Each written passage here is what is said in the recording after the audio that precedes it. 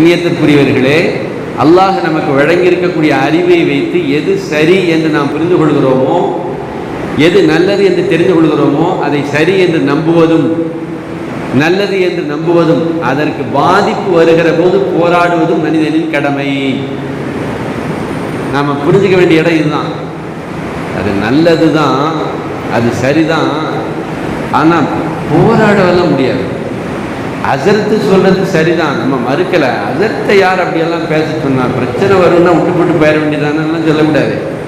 பிரச்சனை வருகிற போது பக்கபலமாக நிற்கணும்.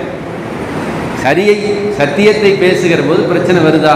எங்க அவர் கரெக்டாக தானே பேசியிருக்காரு, ஏன் நீங்கள் அவரை விமர்சிக்கிறீங்கன்னு கேட்கணும்.